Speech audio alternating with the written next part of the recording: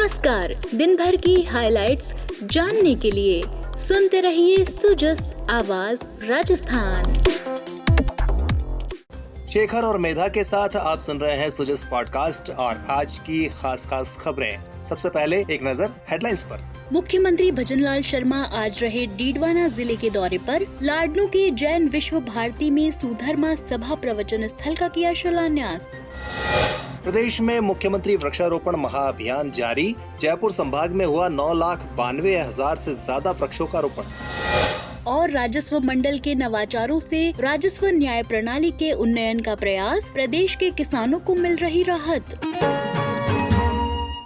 खबरें विस्तार से। मुख्यमंत्री भजनलाल शर्मा आज डीडवाना जिले के दौरे पर रहे। वहां मुख्यमंत्री ने लाडनू के जैन विश्व भारती के सुधर्मा सभा प्रवचन स्थल का शिलान्यास किया। जनसमूह को संबोधित करते हुए मुख्यमंत्री ने कहा कि जैन विश्व भारती राजस्थान में एक अलग पहचान रखता है। उन्होंने कहा कि साहित्य, साधना, शोध, संस्कृति, सेवा जैसे उद्देश्यों की प्राप्ति और मानव कल्याण की भावना इस संस्थान का मूल मंत्र है। मुख्यमंत्री ने कहा कि लाडनू की धरती महाप्रज्ञ और तुलसी की धरती है। इस पवित्र धरा पर ऐसी विभूतियाँ विराजित हुई है जो राजस्थान ही नहीं बल्कि पूरे देश का गौरव बढ़ाती हैं। उन्होंने कहा कि प्रधानमंत्री नरेंद्र मोदी ने नालंदा विश्वविद्यालय को नया जीवन देकर पुरातन संस्कृति का वैभव बहाल करने का काम किया है। ये धरती महाप्रज्ञ महाराज तुलसी जी की धरती है। मेरे लिए सौभाग्य की बात है कि मुझे जैन विश्व भारती सुधर्मा सभा प्रवचन स्थल के निर्माण के शिलान्यास के अवसर पर मुझे बुलाया है। आज इस पवित्र धरा पर ऐसी विभूतियाँ विराजित हैं जो राजस्थान ही नहीं बल्कि देश का गौरव बढ़ाने का काम भी करती है।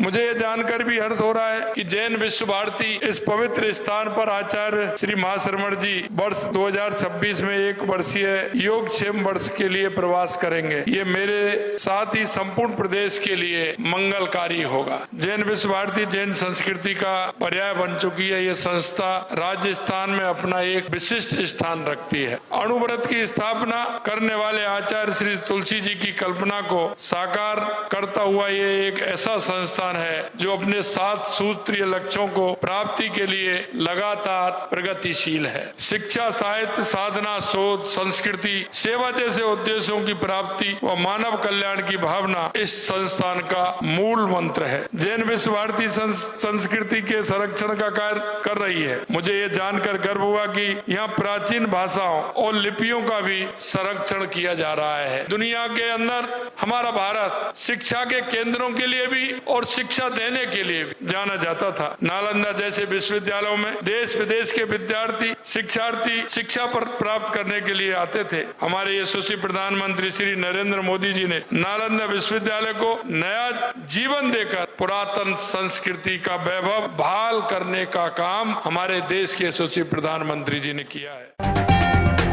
आप सुन रहे हैं सुजस आवाज राजस्थान। मुख्यमंत्री वृक्षारोपण महाअभियान के तहत शिक्षा विभाग द्वारा जयपुर संभाग में एक ही दिन में 9,92,241 पौधे लगाए गए। संभागीय आयुक्त डॉक्टर आरुषि मलिक ने बताया कि जयपुर जिले में 50,104, जयपुर ग्रामीण जिले में 1,45,000, दौसा जिले में 3,45,243, अलवर जिले में 3,26,978, कोटपुतली बहरोड जिले में 81,923, खैरथल तिजारा जिले में 23,553 और दूदू जिले में 19,040 पौधे लगाए गए हैं। डॉक्टर मलिक ने आगे बताया कि राज्य में वृक्षों की कमी और बढ़ते तापमान को देखते हुए मानसून के मौसम में राज्य सरकार द्वारा सघन वृक्षारोपण किया जा रहा है। अभियान के सफल क्रियान्वयन के लिए राजकीय विद्यालयों में अधिकाधिक वृक्षारोपण के लिए जिला शिक्षा अधिकारियों और पौधे उपलब्ध कराने के लिए वन विभाग को निर्देश दिए गए थे।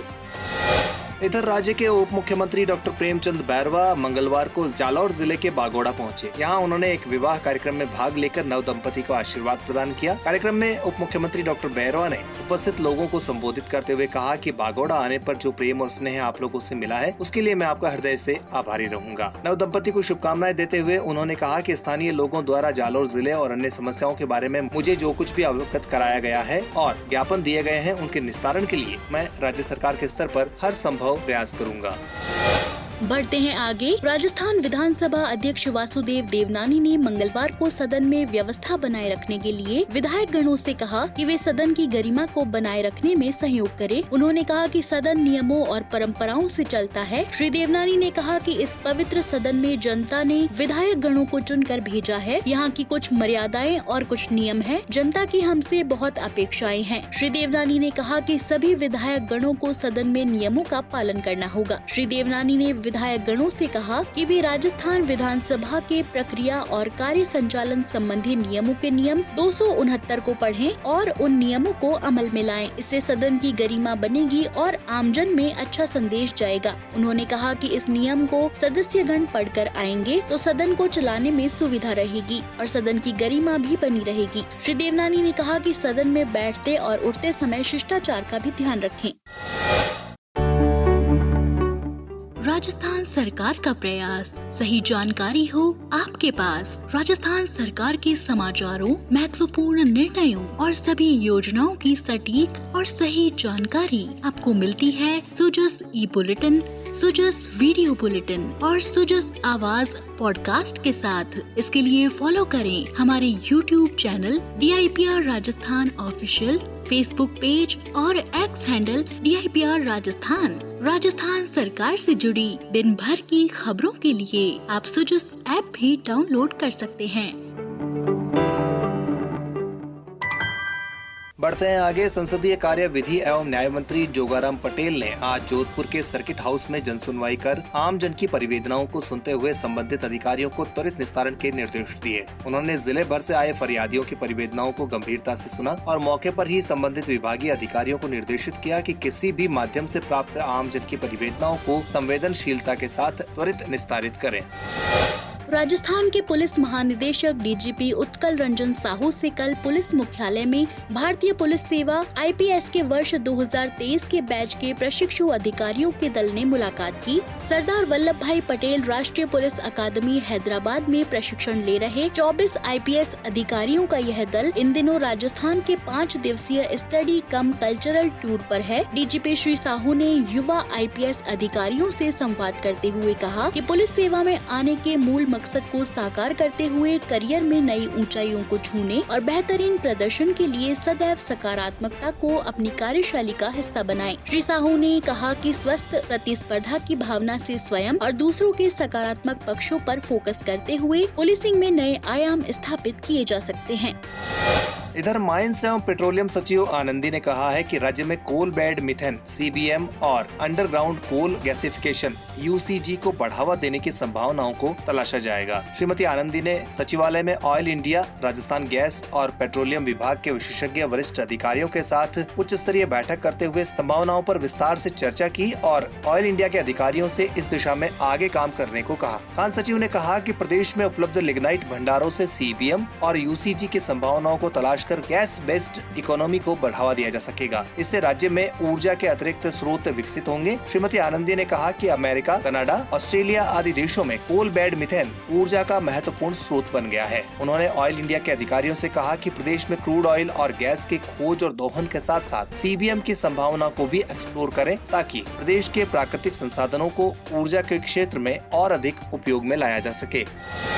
और चलते चलते राजस्व मंडल में नवाचारों से राजस्व न्यायालयों की कार्यप्रणाली में सुधार की सुखद शुरुआत की बात। प्रदेश में राजस्व न्यायालयों की कार्यप्रणाली में सुधार के लिए राजस्व मंडल स्तर से कई नवाचार और प्रभावी कदमों ने राज्य की राजस्व न्याय व्यवस्था की फिजा बदली है। इनसे नामांतरण, बंटवारे, रास्ता विवाद, घोषणात्मक दावे सहित विविध आयामी राजस्व प्रकरणों में त्वरित न्याय की आस लगाए बैठे कृषक समुदाय को राहत मिली है। राजस्व मंडल अध्यक्ष श्री राजेश्वर सिंह ने बताया कि पिछले 3 साल में उठाए गए कारगर कदमों से निर्णय लेखन और न्यायिक प्रक्रिया में सापेक्ष सुधार देखने को मिला है। इन कदमों में निर्णय लेखन कार्यशालाओं का आयोजन, सर्वश्रेष्ठ निर्णय लेखन प्रतियोगिता का आयोजन, न्यायिक प्रक्रिया में सुधार के लिए समय समय पर जारी परिपत्र, अन्य राज्यों की कार्यप्रणाली का अध्ययन, जनरलाइज्ड कोर्ट मैनेजमेंट सिस्टम के तहत GCMS पोर्टल के माध्यम से ऑनलाइन राजस्व प्रकरण दर्ज कराने की विशेष सुविधा, ई फाइल प्रणाली, digital India land records modernization programme के तहत